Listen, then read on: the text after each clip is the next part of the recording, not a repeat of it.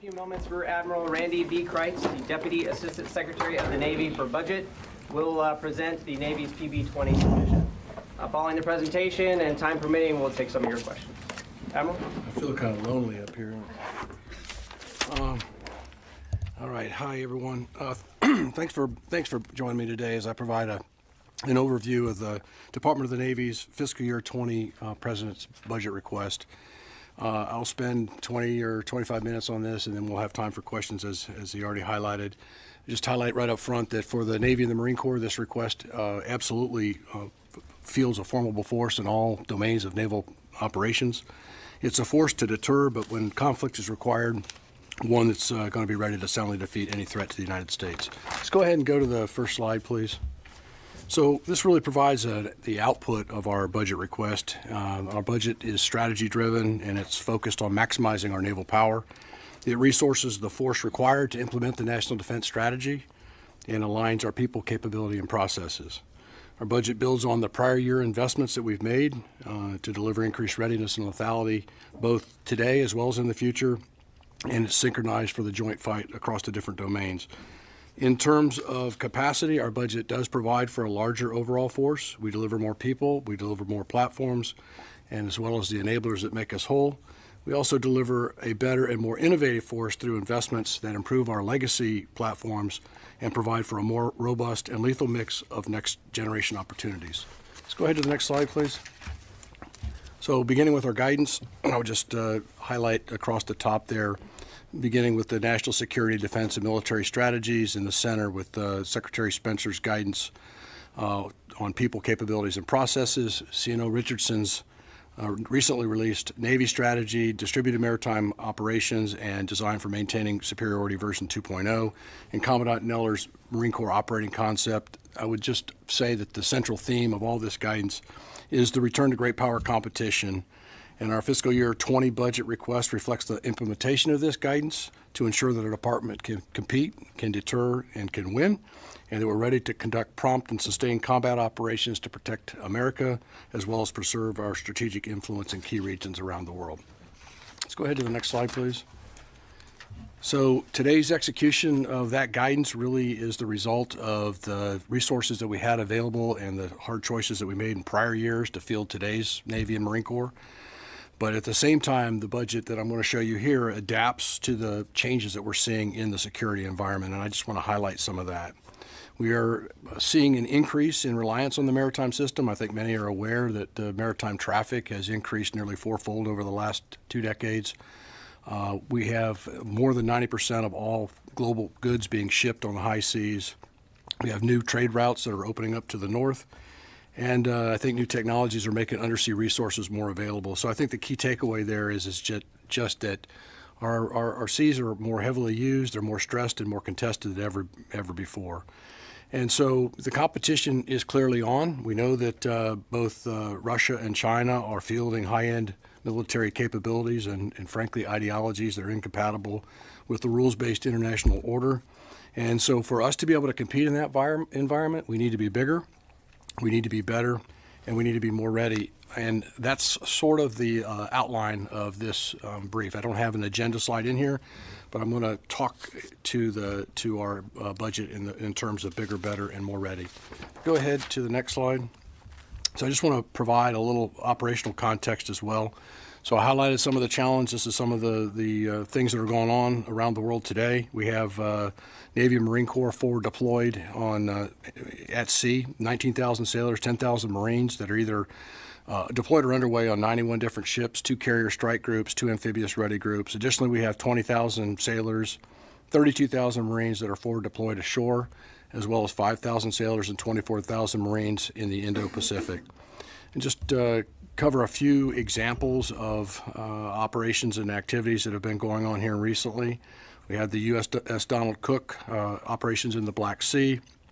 Recently, we had the South China Sea operations of USS Spruance and USS Preble, as well as the recent Taiwan Strait transit of the USS Steedham. So much of that there around China was focused on demonstrating freedom of navigation as a matter of fundamental principle. We also have the John C. Stennis Carrier Strike Group that participated with the UK, the French, and the Australian navies in the Arabian Gulf as part of Operation Freedom Sentinel. And again, I would say for, kind of a key takeaway here, the Navy and the Marine Corps continue to be engaged at high tempo in harm's way, providing immediate response options, assuring our allies, and deterring our adversaries. Let's go ahead to the next slide, please. So provide a little historic trend of the Navy's fiscal environment, and I would start off by saying that we're very appreciative of the fact that we've had increasing funding over the last couple of years. This idea of adequate, stable, and predictable funding continues to be a very high priority, the highest, I would say. For FY20, the combined base and contingency operation budget for our department is $205.6 billion. That's base plus OCO, the required amount to execute the National Defense Strategy in the budget that you're going to see here. This is a 4.8% increase as compared to our FY19 enacted budget. And since 17, we've averaged an annual budget growth of about 5.7% averaged over those 3 years. That's not corrected for inflation. That's just a straight number. So last year when we were here, we talked about the erosion of our military advantage that occurred during those lean years that you can see there in the center of the chart. And I would say this budget puts us on a much better trajectory to kind of restore that competitive advantage. So the budget increases do provide stability, support our readiness, as well as allow us to increase our combat capabilities while we grow capacity where it makes sense. However, I would also highlight that even with the increasing budgets, I would just point out the yellow or the gold line that runs across the chart, which is FY10 constant year dollars applied to the individual bars. So our actual buying power today is about the same level as it was in 2010 and 2011. Okay, let's go to the next chart, please. So this slide provides really an overview of how the money moved by appropriation group compared to FY19. The enacted request is where we're at today. For the, it's hard to see, but at the bottom there, the Navy request is for $159.7 billion, and the Marine request is for $45.9 billion. I think you'll see there that in all the groups, we're seeing increasing funding with the exception of procurement up to the top right. There's some slight decrease there, and I'll explain some of the adjustments as we go through the briefing. Okay, next slide, please. So as I mentioned earlier, the outline of this is really in terms of the bigger, better, and more ready force. I want to start off with our readiness. I want to start off with people, frankly, because they're our most important and resource that we have and our greatest advantage, in my view. And what I would say here is that both our sailors or Marines or active reserve, and including the civilians, without them, we can't do any of the missions that we're required to do. And you can see at the very top left of the chart, that shows our battle force ships that are increasing over the fit-up. Today we're at 289. We'll achieve 296 by the end of 19, 301 at the end of FY20, and then we get out to 314 towards the end of the fit-up, which is about a 5.5% increase in our battle force ships. In terms of our active end strength, which is at the top of the chart, for the Navy, we'll grow to 340,500. That's a 5,100 end strength increase, which supports the new platforms, the new capabilities, as well as addressing fleet needs and reduces gaps. At the bottom, for the reserve force, it remains nearly steady. It delivers a relevant operational capability that continue to preserve our strategic depth and aligns to the force structure adjustments that we made. And our budget also includes the 3.1% pay raise that's already been highlighted today. Okay, next slide, please. Okay, so this is the Marine Corps. So you can see that the Marine Corps end strength is increasing to 186,200. That manning does support the Marine Corps operating concept and delivers a more experienced, better trained, and capable force. Along the bottom for the Marine Reserves, they're steady at 38,500, which continues to deliver a ready, relevant response force, a force that's capable of seamlessly augmenting, reinforcing, and operating as part of our total overall force. Okay, next slide, please. For the civilian personnel, this account, we're also increasing here 1.5% between FY19 to FY20, which is balanced to provide for our new platforms and capabilities. We are bringing on more skilled labor for our shipyards and our air depots. We're also including scientists, engineers, cyber experts, and others as we bring on new technologies and operating concepts. And all this is geared correctly towards implementing, improving our readiness and lethality. Next slide, please. So we'll spend a minute here on ship depot and ship operations. Ship depot maintenance is the top of the account. So from a ship depot maintenance standpoint, we do increase our funding 6.8% over where we were last year. We're funded to 95% of our requirement, which we believe is the max executable capacity that we have in 20. That said, we are committed to ensuring that our ships are ready today as well as in the future.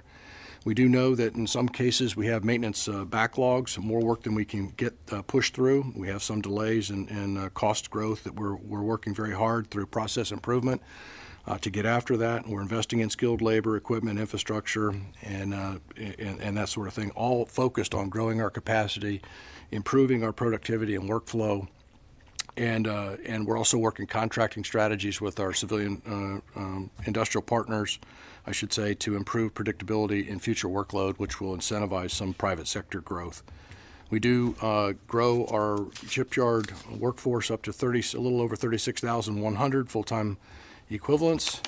And then down at the bottom for ship operations, that account also increases by 5.5% as compared to last year. It funds 58 days underway while deployed and 24 days underway while non-deployed per quarter. The increased investment is also applied to consumables and repair parts for the ships. The bottom line takeaway, I think, from this slide is that we are delivering ships that are combat ready and worldwide deployable. Okay, let's go ahead to the next slide, please. For Marine Corps and logistics combat elements, we deliver forces ready to meet the Expeditionary Naval Force requirements. At the top of the chart, you'll notice that the ground equipment budget does decrease slightly as we near completion on our reset strategy. Equipment reset is 99% complete, and we'll finish it up at the end of this year. We do maintain Marine Corps equipment availability at 82% and serviceability at 93%. At the bottom, Marine Corps readiness funding increases by 13%, which does provide for a more ready, agile, and capable force. Okay, next slide, please. Shift and talk about aviation depot maintenance and air operations. So aviation depot is at the top. Funding does decrease slightly from 19 to 20. You can see we go from 1.5 down to 1.4. This really is in alignment with the different mix of airframes and engines that we have required in 20. Additionally, we do provide additional funds to our key performance drivers such as aviation logistics, equipment readiness, engineering support, spare parts. And again, similar to the ship depot maintenance efforts, we're working process improvement through data analytics, predictive modeling, and support from our industrial partners. We are funded to max capacity. It's at 95% of our modeled requirement. And we are making progress towards the SecDef's goal of 80% mission-capable strike fighters. For air operations at the bottom, we do increase that account by 4.2%, which amounts to about 25,000 additional hours, to align to our increasing mission-capable rates, and we here as well are funded to our maximum capacity. All of our squadrons are deploying combat ready, and I think what I would say as a takeaway here, we continue to provide the available aircraft by providing the right part at the right time, along with a correct number and mix of skilled maintainers. So a big focus area. Shift into installations and facilities. So this is an area that we've taken some risk in recent years. We've increased funding. So Navy is at the top, the Marine Corps is at the bottom. We're at 87% of our sustainment requirement. That's 87% of the OSD goal, which is a good thing. I would highlight, though, that for the Navy, we have a pretty sizable backlog of deferred maintenance and repair to the tune of about $14 billion. And for the Marine Corps, it's near $9 billion. PB-20 investment is going to arrest the degrade of ashore facilities and makes targeted investments in mission-critical infrastructure. And I think the increased funding is absolutely going to help with our material condition. We do hold the base operating support about steady. At the bottom, I'll talk about the Marine Corps. So their account is funded to 88% of the DoD requirement.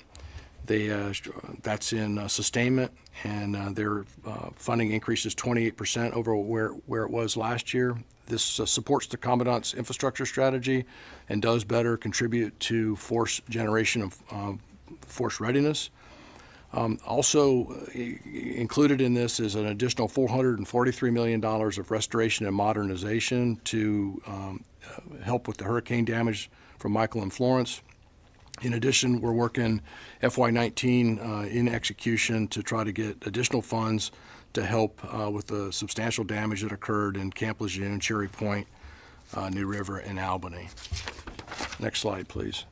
So I'm going to transition away from the readiness discussion and move to the capacity, the bigger, better part of the brief. So I would highlight at the top that you can see, based on the, as I mentioned earlier, based on our operational context and what we're seeing out there in the world today, that we need to grow. And so I've already highlighted how we'll grow across the FIDIP. We do achieve 355 in FY34 under our current plan. There is a long-range shipbuilding plan, 30-year shipbuilding plan that will be released next week, along with some of our other budget material that will provide the specifics of how that's achieved. And then down at the bottom, I would highlight that these are some of our key capacity increases. I've already mentioned people. In terms of munitions, our preferred munitions are all increasing. Our weapons budget grew by 16% from FY19 to FY20. We're expanding on our unmanned capacity as we move towards a more distributed, lethal, and cost-imposing force as the future of conflict is changing. These investments help us expand the competitive space that we're operating in.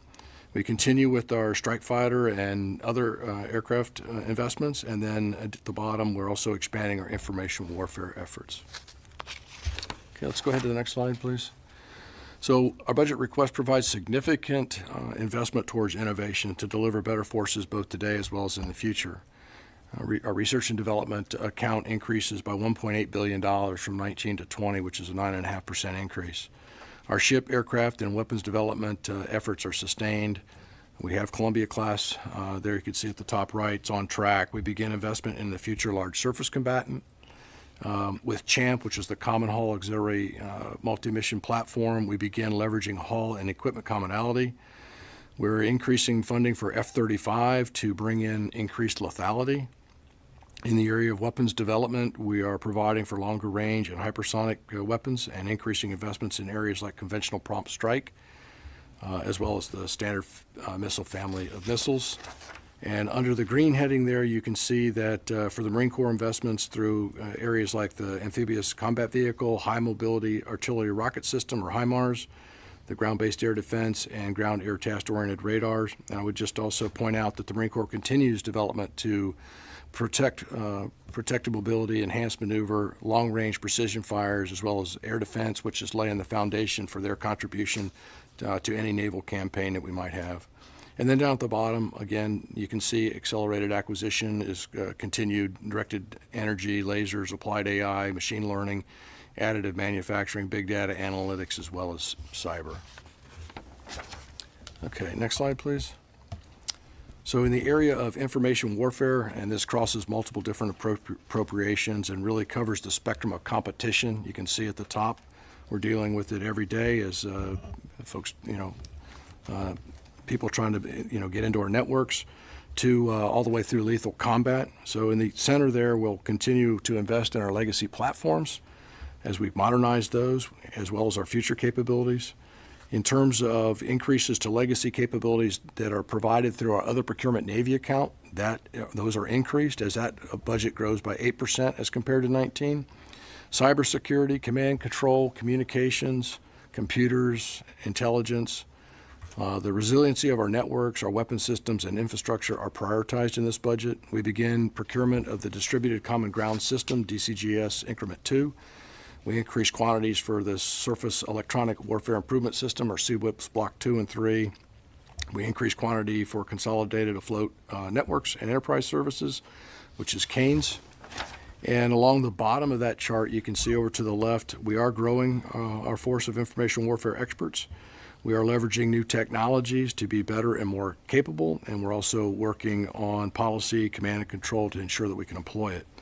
The Marine Corps play a major part here, a big contributor in the cyber arena, and the budget funds cyber manning, training, and equipment for full-spectrum cyber operations within the Marine Corps Forces Cyber Command, and personnel equipment and supplies for the Marine Expeditionary Force information group, which helps us manage our information operations.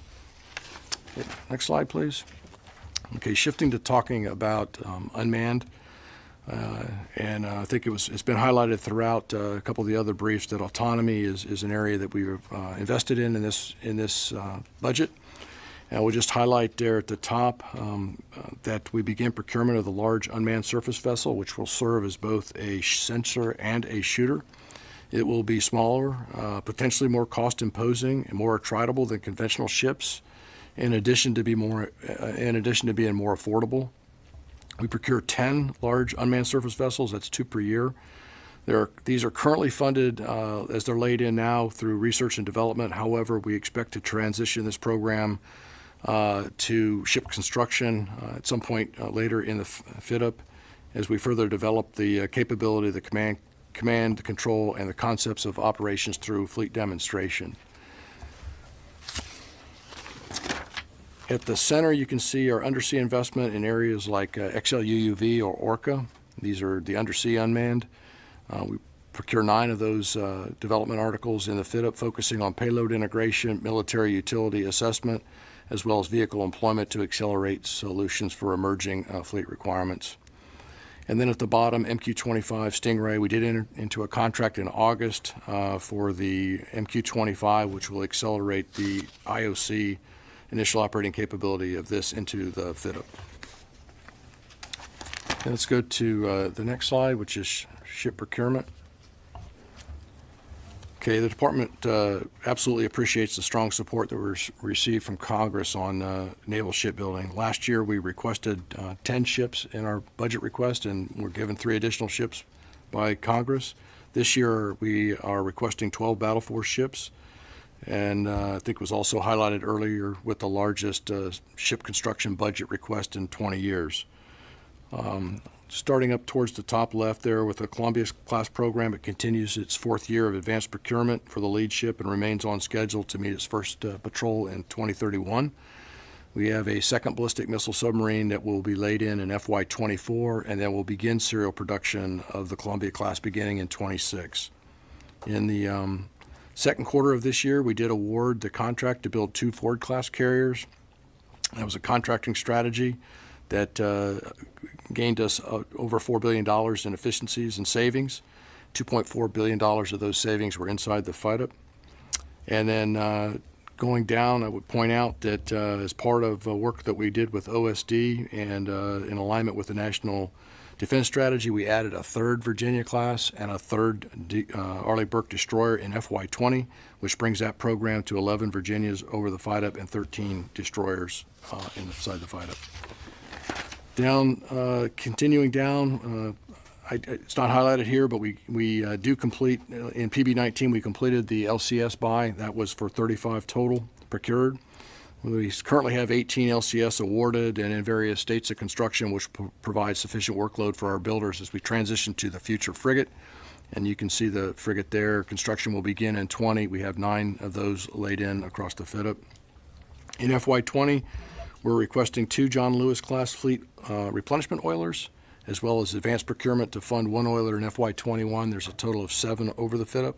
Department requested 2 ATS, which is the towing and rescue salvage ship, in 20, and there are 5 of those over the fit-up. We begin construction of the Tagos, which is our ocean surveillance ship, in 22. We are requesting 4 landing craft, or LCU, ships in FY20, with 20 of those laid in across the fit-up. On the ship-to-shore connector program, we did restructure that program due to construction backlog and contract delays. And then in terms of hard choices, I would just highlight that we made the very difficult decision to retire CVN 75, which is the Harry Truman, in lieu of the previously funded refueling complex overhaul that was scheduled to occur in FY24. This adjustment is in concert with the Defense Department's commitment to proactively pursue diversified investments in next-generation advanced and distributed capabilities, including unmanned and optionally manned systems, and to provide a strong demand signal to industry for these new future capabilities. This approach does pursue a balance of high-end survivable platforms like the aircraft carrier, as well as a greater number of complementary, more affordable, potentially more cost-imposing, and attritable options. So we biased this decision towards the future, Mindful that we still have time to respond to further analysis, there is a force structure assessment and other work ongoing that will help us validate this decision. Okay, let's go ahead to the next slide, please. In the area of aviation procurement, this account does decrease by 8% from where we were last year to this year as we complete the buy on several different type model series, and some of the aircraft that we are procuring in 20 are lower cost. We do continue the production of the F-35B and C Lightning IIs that you can see the splits there between the Navy and the Marine Corps in terms of the carrier variant. There are 202 of those laid in over the Bravos. 202 total, 82 of the F-35 Bravos, and you can see the 120 F-35Cs and the splits between the two. We complete the final E-2D Advanced Hawkeye multi-year procurement in FY23, and that brings us to a total of 70 aircraft. We will enter into a multi-year contract this year for the F-18. That will span from FY19 to 21 at 24 aircraft per year. Continuing down, we do complete our buy of the P-8 aircraft for our final 6. That takes our buy to 117. We increase our logistical capacity and capability with the multi-year buy of the KC-130J supertanker. We ramp up the CH-53K King Stallion production and multi-year procurement of the CMV-22 Osprey carrier onboard delivery variant. On the unmanned front, we purchased 2 MQ-4C Tritons in 20 as well as 17 across the fit-up.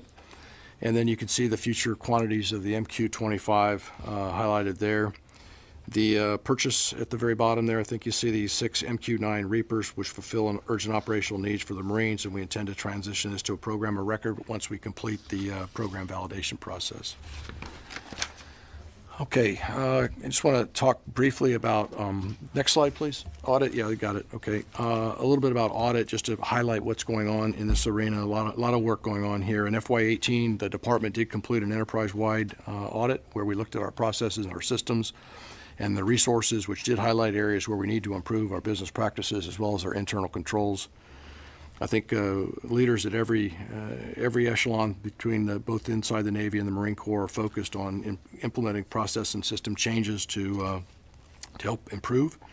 Audit uncovered low inventory accuracies, which is another area that we're looking hard at to put in systems that provide better transparency, validity, as well as accountability. Some of the things that this is leading us to were consolidation of the number of our financial systems, including enhancing our current enterprise resource planning system, strengthening our internal controls through security, access, and interface.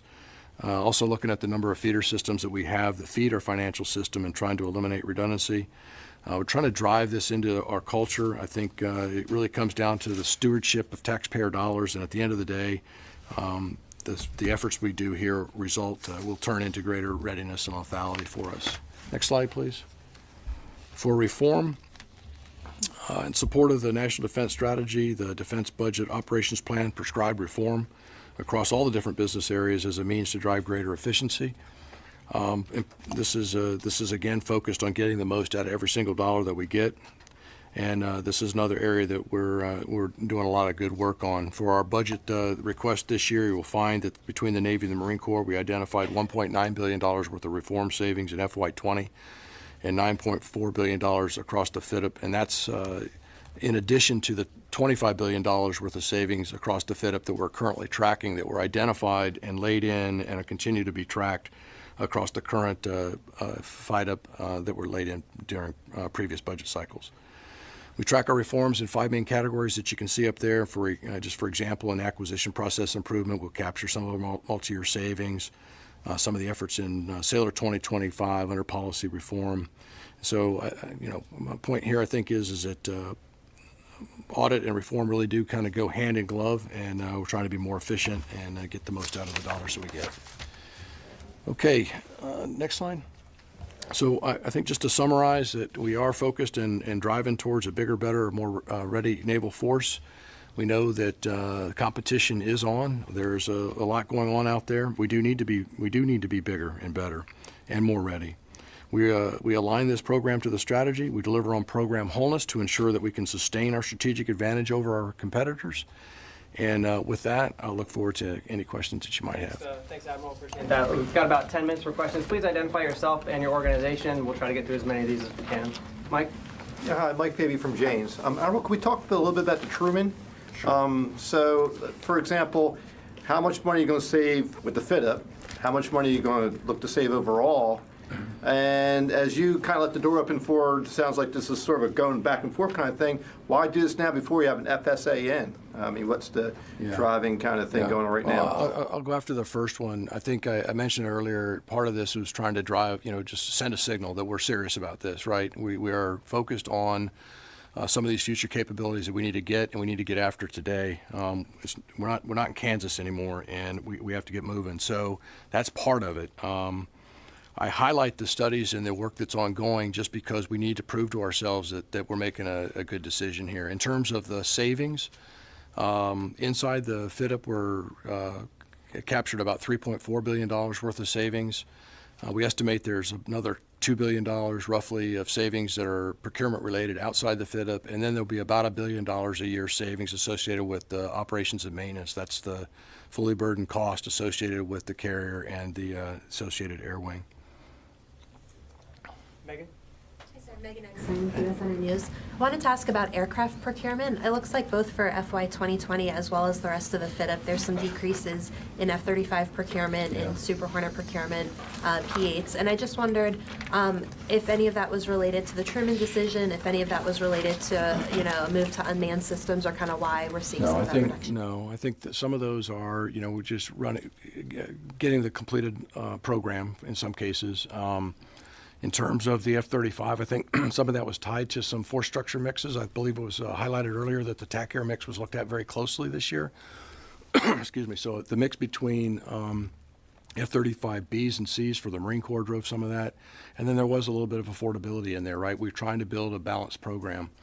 And when I mean balanced, I mean I got to have everything. I got to have the people, I got to have the munitions, I've got to have the readiness across the board. So, we have the constraints that we have within our top line, and, we went after this in an analytic way to build the best program that we could, and this is where the chips fell out. Are there certain aircraft programs that you would identify as being sort of budget constraint related, or? No, I would say no. And to answer your other point, none of those adjustments were related to the Truman decision, if I didn't answer that. Admiral David Larder with Defense News. The large unmanned surface vessel, the RFI came out 2 weeks ago, right? So what are you buying? Right. So today we're leveraging an effort that's being bought today in 19. So we'll buy 2 more of those in 20. And I'm not going to get into the capabilities today on what that will entail, but the capabilities would likely transition to the way we're currently envisioning how this will work to something that has vertical launch built in, and that would drive us to change the way the program is currently laid out to ship construction as we validate the requirements. But we got to get through the details of concept of operations, command control, how is it going to work in the distributed environment. But we need these test articles, and we need to bring these things on quickly so that we can actually see how this is going to work. Justin? Hi, sir. Justin Katzen, Defense.